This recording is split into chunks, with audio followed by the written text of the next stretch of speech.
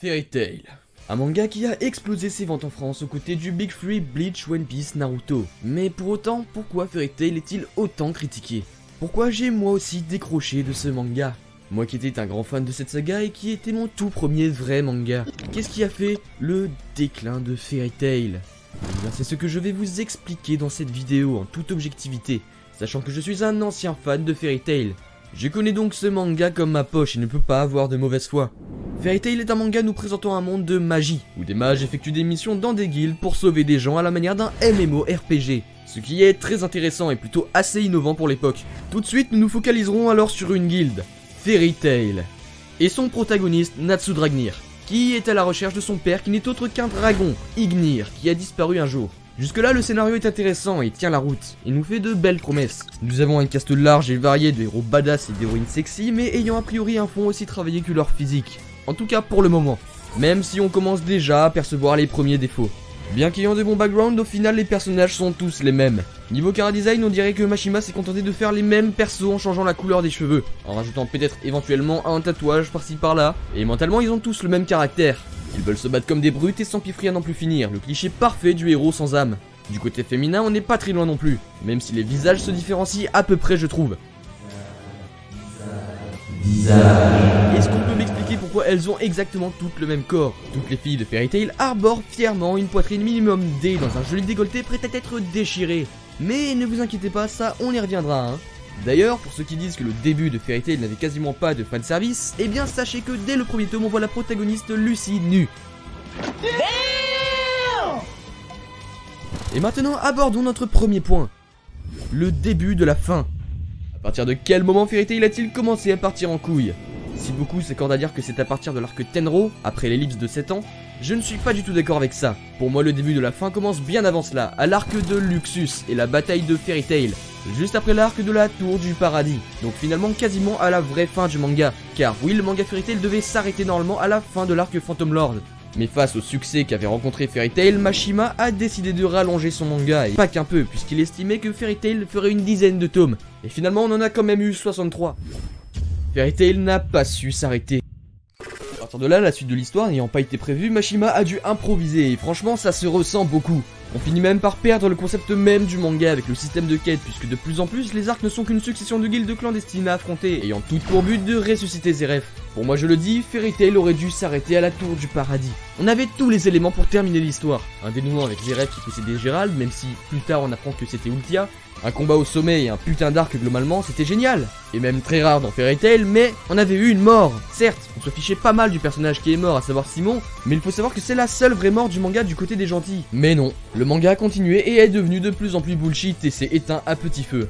L'arc qui suivit avec Luxus n'était que du bullshit. Luxus qui nous fait une crise pour devenir le nouveau maître, le fameux dénouement grâce à Deus Ex Machina et son pouvoir de l'amitié, et le vieux qui survit mais rien ne va dans cet arc. Ah oui, et spoiler, Makarov est immortel. Non mais arrêtez là, j'ai fait un rêve, c'est quoi ça? Au fil des arcs, on finit même par en oublier le but de base de Natsu, qui est de retrouver son père Ignir, tellement on en parle peu et la quête a l'air de ne pas avancer. Les arcs sont de plus en plus vides et se ressemblent tous. C'est simple, Mashima a instauré un schéma qui le reproduit à chaque arc. Les méchants attaquent les gentils se remettent en question, puis grâce à leur pouvoir de l'amitié, les gentils battent les méchants, et hop, arc suivant. C'en est vraiment risible. En plus d'être de plus en plus vides de sens et fades, les arcs deviennent également de plus en plus pauvres en matière de combat, pour la simple et bonne raison que Mashima ne sait pas dessiner de combat. Et oui, les combats de Fairy Tail se résument à des coups de poing et des coups de pied, en parlant avec parfois un dénouement avec une stratégie éclatée. Et le méchant qui finit toujours par regretter d'avoir attaqué Natsu une fois son power-up de l'amitié arrivé. Et c'est loin d'être le seul problème, puisque c'est là que les boobs interviennent. Mashima n'avait plus le temps de se branler. Telle est la légende. Alors que jusqu'ici les scènes de boobs où par exemple on voyait Lucy se laver les fesses dans son bain étaient très fréquentes, cette fois-ci les boobs venaient même s'immiscer dans les moments les plus sérieux du manga, gâchant toute crédibilité. Je sais pas pourquoi tous les méchants sont des énormes violeurs qui veulent déshabiller Lucy ou Erza. Je ne compte plus le nombre de fois où une des héroïnes a été enlevée puis déshabillée par des antagonistes. Sans parler bien sûr de leurs habits en coton qui ont été conçus dans l'unique but d'être déchirés, il faut croire. Pour vous donner quelques exemples, au lieu de combattre une des antagonistes, Lucy va prendre un bain avec elle dans l'arc final. Toujours dans l'arc final qui est un énorme bullshit, elle se fait dézapper par Dimaria devant Natsu et on lui demande même de se foutre à poil contre Natsu pour réchauffer son corps pour l'empêcher de mourir.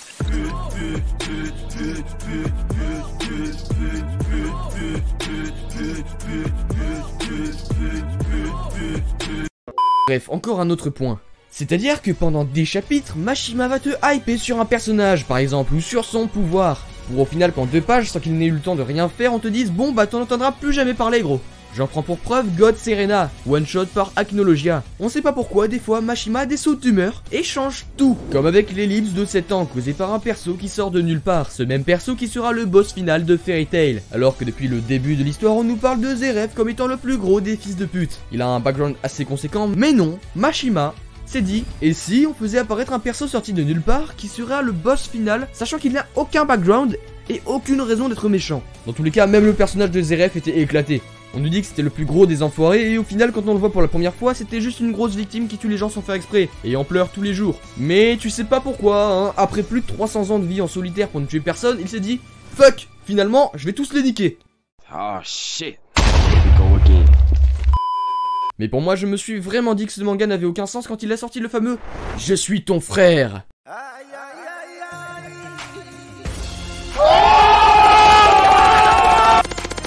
Voilà, mais c'était sûr en fait. C'était sûr.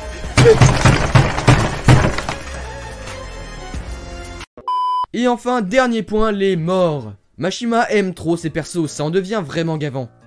A chaque fois que tu crois enfin qu'un personnage meurt, il finit par revenir avec une explication bullshit à la Mashima. Et des fois, hein, on se passe d'explications, on est tellement content qu'il soit revenu après tout. Hein Makarov, il était bien ton rêve? Bref, des combats fades et sans saveur interrompus par des boobs à perte de vue, des faux couples qui ne servent à rien dans l'intrigue, aucun fil conducteur à travers les arcs et des rebondissements de situations totalement bullshit, avec pour dénouement un boss final avec un background moins travaillé que la poitrine de Lucie. Voilà toutes les raisons qui font le déclin de Fairy Tail. Et qui sont à l'origine de ma colère envers ce manga, qui m'a tout vendu, mais ne m'a apporté que frustration et désespoir au fil des arcs. Voilà pourquoi je n'aime plus Fairy Tail. Cela dit, je suis toujours étrangement attaché à lui d'une étrange manière par nostalgie, car c'est mon tout premier manga, et qu'il m'a malgré tout apporté pas mal d'émotions étant enfant. Mais si j'ai grandi avec cette œuvre, elle n'a pas grandi avec moi, et je l'ai donc laissée pour aller voir des shonen mieux écrits, ou des œuvres plus matures comme des seinen. Et même si ça me fait mal de le dire, pour moi, Fairy Tail est le fast-food des shonen. Un manga avec quelques touches de ketchup au début, puis fade et se consomme vite. Malgré tout, c'est un bon manga lorsqu'on commence, et on ne peut pas non plus dire que c'est un des pires shonen ayant jamais existé. Ça reste un très bon manga, mais gâché. Fairy Tail est un manga gâché.